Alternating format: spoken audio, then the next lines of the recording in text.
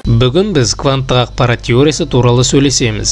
Бұл ақпарат пен есептеудің жаңа дәуірін ашқан ғылым. Қарапайым компьютер 0 мен 1 биттерін қолданады, яғни екі ғана күй бар. Ал кванттық компьютер кубит пайдаланады. Ол бір мезетте әрі 0, әрі 1 бола алады. Бұны суперпозиция дейді. Екі кубит өзара байланысқанда кванттық шатасу пайда болады. Яғни біреуінің күйі екіншісіне тікелей әсер етеді. Ара қашықтық маңызды емес. Бұл Эйнштейннің өзі елес тәрізді байланыс деп атаған құбылыс.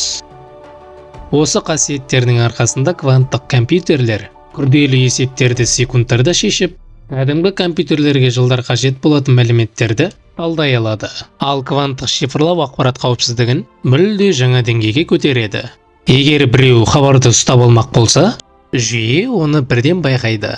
Қазір Google, IBM және басқа ірі компаниялар кванттық технологияны дамытып жатыр.